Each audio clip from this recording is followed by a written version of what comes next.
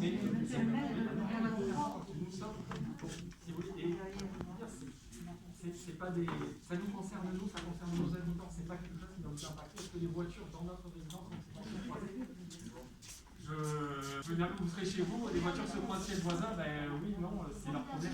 Ouais, ça dépend de la largeur. Hein. C'est pas leur problème. C'est leur problème. Ouais, c'est fou. Ils ont utilisé la colère, le ton, tout y est dedans. Il n'a pas aimé le film. Est-ce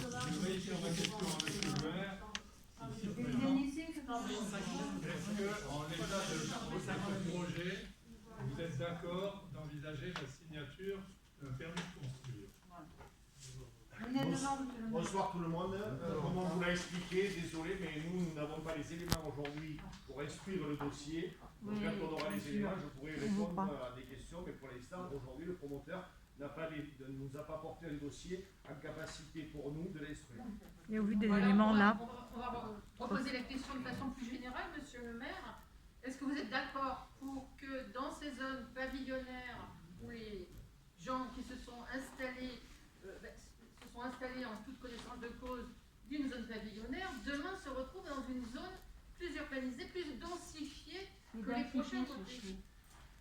Je répète ce que je dis assez régulièrement.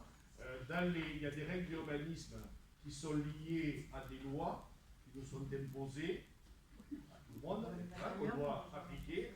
De là, il y a plusieurs documents d'urbanisme qui en découlent. Le SCOT, le schéma de cohérence territoriale, qui permet l'aménagement du territoire, qui a été fait selon les prescriptions réglementaires. Qui prévoit 40 logements à l'hectare. On en est? Non, c'est pas tout. Alors, pas tout à fait. moi, je ne vais pas rentrer dans des explications de PLU, etc. Moi, il y a le dossier qui vous est présenté. C'est le promoteur, comme on le fait chaque fois, quand il y a un projet, on propose au promoteur de venir présenter son projet.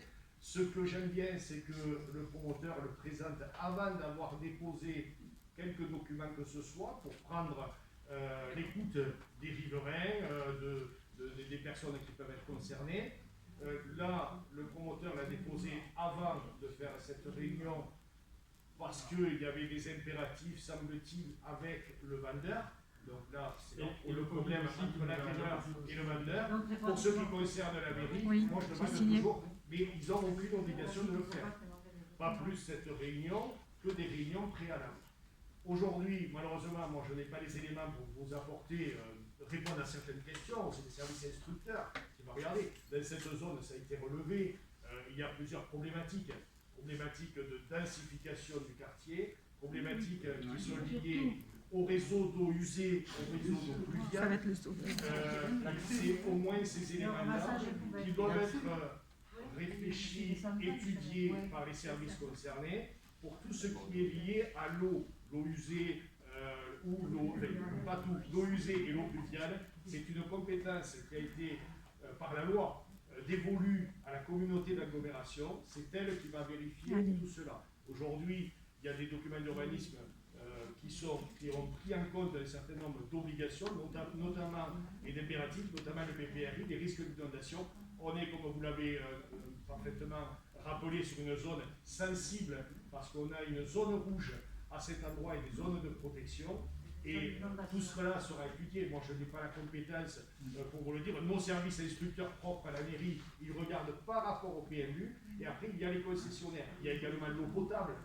Comment on alimente l'eau potable. Là, c'est une compétence du syndicat du Palanton qui va, elle, être aussi appelée à répondre et à donner son avis là-dessus. Ce sont des avis dont on ne peut pas se passer et qui sont impératifs. Donc tout cela, en fonction des éléments et de ce qui va ressortir de la discussion, si le promoteur modifie son projet pour, en fonction de ce que vous avez dit ou des personnes qui peuvent le renseigner, on pourra apporter davantage de réponses. Aujourd'hui, je suis désolé, mais j'ai du mal à vous apporter, pour ma part, des réponses sur le dossier qui parle. Vous avez du mal à rapporter des éléments parce que vous ne répondez pas à mes questions. Ma question, c'est de savoir, vous, votre intime conviction par rapport aux Marseillanais, c'est est-ce que vous souhaitez la bétonisation de votre ville, puisqu'on voit que là, on arrive à des R+2.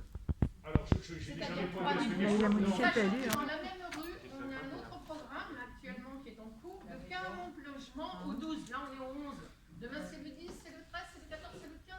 Donc, vous voyez où on en est, nous, les riverains du chemin de l'infirmerie et avoisinants. C'est-à-dire que tous les matins, on se dit, mais en face, qu'est-ce qui va s'ériger? Quel est le nouveau projet que le maire va laisser, bien sûr, se faire? Voilà, donc c'était ça. Parce qu'au niveau réglementaire, je suis sûre que les choses sont faites dans la règle de l'art. Les bureaux d'études ont assez de personnel juridique pour ne pas se planter à ce niveau-là. Mais nous, riverains, qu'est-ce qu'on fait? On a quitté nos yeux pour pleurer en voyant ces immeubles s'ériger à droite et à gauche de nos logements, avec les nuisances sonores tous les jours, tous les matins. Nous, on est réveillés à 7 h du matin parce qu'en face, au 12, et le stationnement. Et là, en ce moment, on a une kyrielle de camions qui viennent faire des allers-retours là, entre le 12 et je ne sais pas où pour déverser le trop-plein de terrain parce qu'on est en train de décaisser au 12 pour pouvoir faire 3 étages. Ça n'est que le début. Et moi, c'est le début. Et demain, c'est bien. Là où je suis, je vais être en stéréo. 12, 11 au niveau des nuisances. Vous voyez? Il y a peut-être une erreur sur les numéros. Hein, parce que, Non. Non, il n'y a pas d'erreur. Sur 21. Non. Si c'était le 12, ce sera à côté. Non, c'est pas à côté, c'est en face. Ah, il y a un autre. Il y a un autre. Alors, il y a deux 12. C'est bien quand même quand vous construisez. Moi, je voulais dire aussi que En effet, je savais avec moi Alors, il y a un terme qui est sûr que ça sera bien fait, mais. Répondez à la question. Humainement, non. Mais oui, j'aimerais bien, mais si vous me permettez, j'attendais qu'elle ait terminé. Donc, votre question précise pour pouvoir répondre précisément. Vous me dites, vous, qu'est-ce que vous en pensez? Alors, il y a plusieurs choses. D'abord, si je prends ma fonction de maire de Marseille, moi, j'ai fait en sorte de protéger au mieux ce que j'ai pu par le règle du PLU qui s'applique à Vous pouvez nous. le changer. Attendez, madame, alors, il y a deux solutions. Soit Ne vous ris laissez pas, parler David, et je te sais vois. vous expliquer, soit vous ne voulez pas que je parle, c'est pas un problème, ce n'est pas moi qui organise la réunion et je me tais. Et je répondrai aux personnes qui viendront me poser des questions. Donc je pense qu'il y a un peu de correction à avoir quand on a une réunion publique ou une réunion, c'est qu'on s'écoute parler. Parce que moi je n'interromps personne, vous m'avez posé une question qui est assez longue avec votre avis, votre ressenti, et moi je respecte tout ça. Je vous demande juste de me laisser 2 minutes pour essayer de vous répondre. Le maire que je suis n'est pas favorable à l'extension de sa ville, elle est imposée par la loi, parce que aujourd'hui, la loi, c'est la loi SRU qui oblige à avoir 25% de logements sociaux. À partir de là, il y a 2 solutions qui s'offrent aux communes, soit elles font rien, c'est l'État qui prend la main, soit elles essaient de faire au mieux de ce qu'elles peuvent et elles déposent des documents d'urbanisme qui doivent être conformes. Alors, le SCOT conforme à la loi et le PLU, il doit être compatible au SCOT. Dans ce que vous avez dit, 40 logements à l'hectare, c'est le minimum que l'État nous a imposé. Pourquoi? Parce qu'il y a la transition écologique et que l'on ne doit plus consommer de l'espace agricole. C'est-à-dire que cette obligation, c'est de reconstruire la ville sur la ville. Ça, c'est la loi. Ce que j'en pense, c'est que c'est une erreur. C'est fondamentalement une erreur dans toutes les communes rurales, dans toutes les communes littorales. Et que ça peut se comprendre dans une réflexion sur des grandes villes. On reconstruit la ville sur la ville parce que déjà, on a des hauteurs, on a des structures, on a tout ce qu'il faut pour que ce soit adaptable. Dans nos communes, ça ne l'est pas. Qu'est-ce que j'ai fait? En tant que membre du syndicaliste de la SNDTO, j'ai essayé d'influencer au mieux pour réduire l'impact sur la commune, mais la loi reste la loi et s'impose. L'ensemble des maires des communes ont la même position. La plupart. Ce que l'on a fait, une fois que le SCOT est fait, je suis obligé de faire le PLU. Et je suis obligé de respecter plusieurs choses. 40 logements à l'hectare minimum, c'est-à-dire qu'on ne peut pas passer en dessous. Vous avez bien saisi la problématique. Et la deuxième problématique, c'est la loi SRU, le logement social. Et répondre, et c'est la raison pour laquelle aujourd'hui on a des communes carencées, on ne peut pas répondre. Moi, je suis contre. Vous me posez la question à titre personnel. Moi, ça m'allait très bien. Et comme je l'ai dit l'autre jour à la Réunion, à Marseille, moi, quand j'y suis né, il y avait 3500 à 4000 habitants. Ça m'allait très bien. Ça m'allait très bien. Aujourd'hui, on est à 8000. De même, on va être sûrement un peu plus. Ce n'est pas l'aspiration que j'avais de la commune. Il s'est passé de nombreuses années où la commune a gagné un habitant, gagné en construction. Moi, quand j'allais dans certains endroits m'amuser, je préférais que ce soit naturel. Et on vivait de la viticulture, et on vivait de l'agriculture en général, de la viticulture en particulier. Tout ça, c'était intéressant. Aujourd'hui, on est obligé de construire la ville. Qu'est-ce qu'on fait? Il faut bien savoir que l'endroit où vous êtes, l'endroit où vous avez acheté, vous l'avez acheté sur un endroit où il y a des pavillonnaires. Je suis pour qu'on conserve ce pavillonnaire au mieux que l'on peut, mais malheureusement, la loi nous l'a interdit.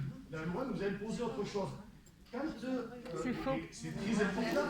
C'est faux. C'est là que c'est très important. C'est que quand on fait le PLU, c'est à ce C'est faux. moment-là qu'il faut Il se est 16 manifester. mètres. Parce que les règles qui sont dans le PLU et celles qui permettent aux propriétaires d'aller contacter des constructeurs ou des promoteurs pour optimiser le gain financier de la revente, eh bien, le promoteur, c'est son métier. Le constructeur, c'est son métier. Ils vont profiter de ces règles pour maximiser, optimiser leur acquisition et faire ce qui est leur métier. Moi, je le regrette à titre personnel. Maintenant, je suis respectueux des lois et j'ai essayé de défendre chaque fois, comme je le fais aujourd'hui, l'intérêt de la commune, des habitants, pour qu'on reste dans une ville qui soit de la taille que l'on connaît aujourd'hui, sans impacter sur toute l'extension de la ville qui se fait, c'est des obligations. Sans ça, c'est le préfet qui prend la main. Et dans des cas comme ça, je vais vous dire, parce que ce n'est pas le premier, dans des cas comme ça, parce que ce n'est pas le premier, souvent, puisqu'on est commune carencée, puisqu'on n'a pas respecté nos obligations de logement social, c'est l'État qui préempte, puisque moi j'ai perdu, la mairie a perdu la main, malheureusement. Donc l'État préempte aujourd'hui les ventes. En révision de prix, souvent le vendeur se rétracte et finalement ne vend plus son terrain et il verra comment il peut s'organiser différemment. Mais sinon, c'est l'État qui préempte par son bras armé qui est l'EPF, l'établissement public foncier, qui donne une somme et qui construit uniquement du logement social. Voilà ce qui se passe aujourd'hui sur la commune et comme quoi on essaie de se battre. Pourquoi en est-on arrivé là? On en est arrivé là, monsieur le maire, parce que peut-être que durant vos 2 derniers mandats, vous n'avez pas programmé d'opérations permettant le logement social de façon plus progressive à Marseillon. Et qu'au jour d'aujourd'hui, on se retrouve le dos au mur et que dans ces cas-là, les promoteurs sont bien à faire et arrivent avec des projets, repèrent des grands terrains, repèrent les gens qui ont besoin de vendre ces grands terrains parce qu'ils arrivent à un âge où ils ne peuvent plus les entretenir, et on arrive avec ces projets-là. Voilà. Et pour répondre donc à cette question, est-ce que j'ai fait preuve de manque de prévision? Ça, vous pouvez garder votre avis, ça c'est votre avis. Et moi, je peux juste vous dire que jusqu'à ce que je sois élu, le nombre de logements sociaux qui se sont faits était de 5%, au lieu des 20% à l'époque et 25% de logements sociaux sur les mairies précédentes, sur les nombreux mandats précédents.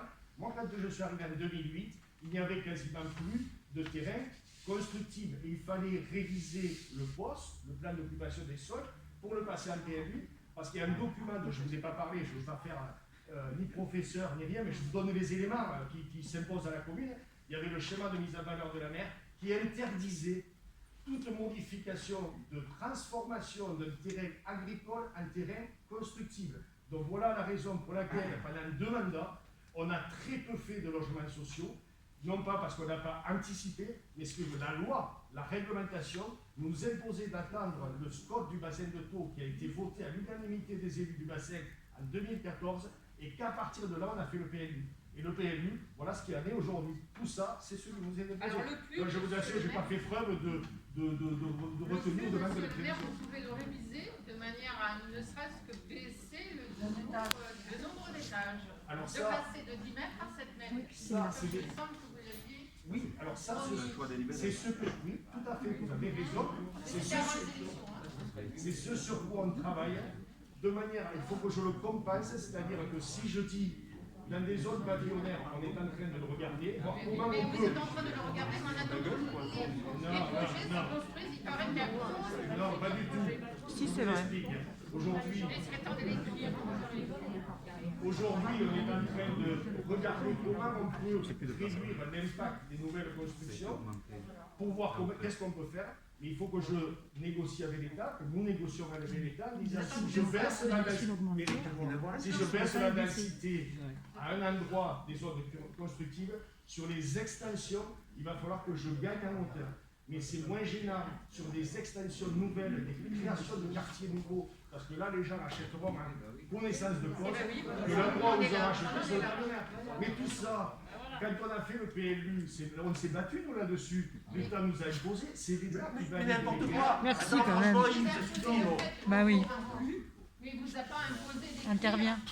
Et si, madame, ici, mais je vous Il y a certaines Intervenez, hein. phrases où, au lieu de mettre il est interdit, il est recommandé. Alors, entre recommandé Bah oui. et interdit, voyez la nuance. Je vais- Ça aurait été écrit de façon interdit bien limitée. Je vous propose de venir à la mairie, je vous montrerai les échanges qu'on a eus avec les services de l'État pour modifier justement en baissant les niveaux et ils nous l'ont interdit. Ils nous l'ont C'est n'importe interdit. quoi. Donc je vous invite à venir me voir, même toutes les personnes qui sont là, regardez toutes les commissions que l'on a fait d'études avec les représentants des services de Ça en fait l'État. comme tu veux. L'État même voulait attaquer le PLU et j'ai réussi à faire en sorte qu'il ne le soit pas parce qu'il voulait qu'on densifie davantage et j'ai obtenu en négociant avec le sous-préfet parce qu'il y avait un autre détail qui leur avait échappé et on a pu obtenir d'avoir un PLU qui pour vous et pour moi est trop dense, qui pour vous et pour moi ne respecte pas l'habitat actuel mais qui malgré tout est le meilleur que j'ai pu tirer par rapport au droit qui s'est posé.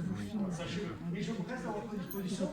Prenez en compte toutes les commissions, les débats qu'il y a eu, et après regardez. Et moi je vous pose la question, est-ce que vous, quand vous votez pour les députés qui font les lois, ou le président de la République, est-ce qu'à ce moment-là, vous vous posez la question que leur contrat, leur proposition impose tout ce que l'on a aujourd'hui, notamment le contrat de transition écologique, qui impose cette densification totalement aberrante. Moi, je pose, C'est même pas service, ça sert Je n'ai pas le droit, mais venez, je vous le montre. moi, je pose juste une question par rapport au parking extérieur. Comment on peut donner une autorisation de construire en sachant qu'il n'y a pas autour assez de parking? Moi, j'habite au 11 bis. Je suis obligée de manœuvrer tous les jours pour rentrer chez moi. Parce qu'autrefois, les parkings, il y en avait 4 ou 5, il y avait une voiture ou deux. On essayait entre nous de faire attention pour qu'on puisse rentrer. À l'heure actuelle, il y a un monsieur qui travaille à la mairie, je ne dirai pas son nom, il est en HLM. 2 voitures, et la semaine où il est d'astreinte, il a la 3e. Tout est pris. On ne peut pas rentrer. Là, comment ça va faire? Parce qu'il va y avoir des logements sociaux, ils ne sont pas obligés de prendre les parkings. Comment on va faire dans le chemin de l'infirmerie? Déjà, la rue des Selles est impactée complètement, les gens sont partout. Et où les voitures vont se garer? Est-ce que vous avez la possibilité de faire un parking quelque part pour qu'au moins les gens puissent vivre heureux dans cette rue?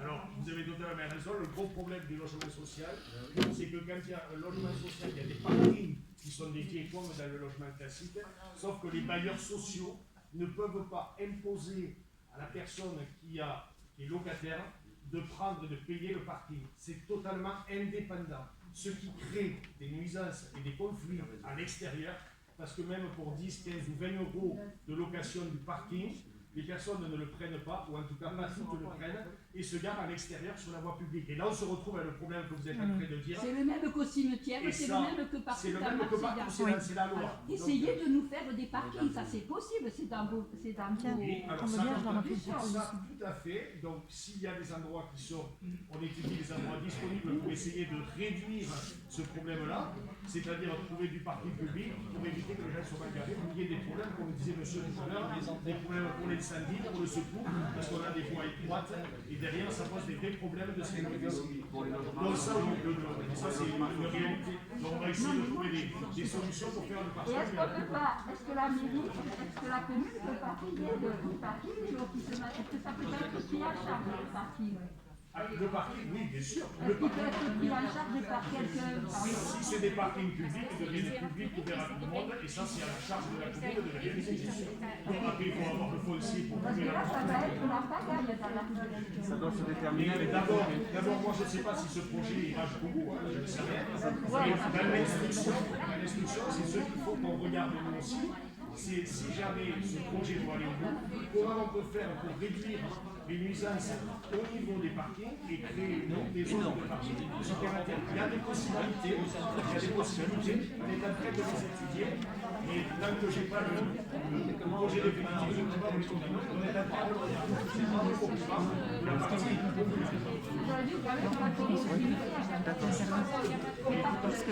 C'est bien le problème. Il faudrait que la loi change. Moi, j'ai interpellé à plusieurs reprises les députés, les sénateurs et le n'importe quoi. Pour leur dire qu'il fallait absolument que le parking soit lié à l'appartement loué, qu'il n'y ait pas un prix supplémentaire, qu'il y ait un prix global. Comme ça, le locataire du social, il sait qu'il a son parking et il l'utilise. Il ne va pas à l'extérieur utiliser le domaine public, simplement parce que nos villages n'ont pas été faits pour ça. Mais demandez, c'est pas moi qui gère la réunion. Je voudrais reposer une question à M. le maire, puisque je dois passer par votre intermédiaire pour la poser. Donc, j'avais l'intention de demander à M. le maire, dans la mesure où il a déjà modifié le PLU en augmentant les hauteurs de certains lots. Il a, en novembre dernier, certains endroits de Marseillans ont eu un PLU modifié. Est-ce qu'il ne pourrait pas envisager de modifier à nouveau le PLU puisqu'il est en droit pour en abaisser les hauteurs? Oui. Alors la question est tout à fait justifiée et prévoit effectivement à des endroits on a augmenté la hauteur. C'est ce que je disais tout à l'heure, négocier avec l'État pour savoir comment à des endroits on peut augmenter la hauteur pour la réduire. Tu te fiches de moi. C'est totalement ce qu'on a. Non mais attends, Yves, franchement, un jour il faudra qu'on ait une discussion publique à propos du PLU, parce que ce que tu racontes, c'est juste pas possible. C'est faux. Juste pas possible. C'est ta version à toi. Excuse-moi. Jamais le préfet n'est intervenu à un moment donné pour dire sur tel terrain il faut qu'on ait une hauteur de 21 mètres, sur tel terrain il faut qu'on ait une hauteur de 12 mètres, ou sur tel terrain il faut qu'on ait une hauteur de 15 mètres. C'est faux et c'est archi faux. La seule chose qu'on te demande, c'est de respecter à un moment donné l'augmentation qui a été prévue, qui est condamnable ou pas condamnable, acceptable ou pas acceptable, pour dire on porte à 12 000 habitants la ville de Marseillan sur un total de 48 hectares urbainisables en supplément. C'est tout, point barre. Donc on n'a jamais dit que sur des zones pavillonnaires, il fallait implanter des immeubles. Et encore celui-ci, je ne sais pas pourquoi, heureusement, il était visiblement à 8 mètres sans le toit. Non, 12. Non, on a vu du 15 mètres, on a vu du 21 mètres. Donc à un moment donné, arrêtons de dire que c'est l'État qui impose que sur telle parcelle, il y a besoin de monter à 21 mètres. C'est faux et c'est faux. Moi je te dis que ce que tu dis, c'est pas vrai, on ne va pas débattre là. Non, mais c'est pour ça. Il y a des campagnes électorales pour débattre de tout ça. Non, mais c'est pas la campagne électorale, c'est un débat. Non, mais c'est. On va faire une réunion. Moi, ce que je peux dire, c'est que derrière chez mes parents, il y a quelques années, ils habitent l'avenue Chassepierre. Je suis mademoiselle Routoul, originaire, madame Roque maintenant. Il y avait eu une prévision de 40 appartements. Les voisins se sont quand même battus et il n'y a eu que 9 pavillons. Très bien. Eh ben, on va Donc, tous se battre. voilà. D'ailleurs, il y a un collectif. Et moi je ne suis pas d'accord à ça. Mais seulement nous, on n'a pas envie d'engager des avocats. Le problème, c'est les avocats. Comment on va payer les avocats? Non, mais il n'y avait pas eu d'avocat. Dans ce cas-là, c'est une négociation. Je reprends. Quand vous avez un vendeur et un promoteur, c'est une entente entre le vendeur et le promoteur. Savoir s'il y a une possibilité, parfois dans des endroits particulièrement sympathiques, il faut adhérer au collectif. savoir s'il y a une possibilité de valoriser différemment, je m'excuse pour le promoteur, mais de valoriser différemment le foncier en le faisant avec plusieurs petites villas, plusieurs pavillons qui peuvent être vendus par le promoteur à des montants plus élevés et qui permettent à ce moment-là aux vendeurs de tirer parti avec une bonne rémunération de son foncier. Et ça, c'est effectivement Ça a été fait sur la commune. on l'a fait, je l'ai aidé. C'est nous qui avons aidé à ce que ce soit modifié. Mais on l'a aidé parce qu'on n'a pas les moyens juridiques de le faire. Ça a été fait en accord avec le vendeur, parce que d'abord a accepté qu'on modifie ce projet et qu'on puisse trouver quelque chose de plus adapté.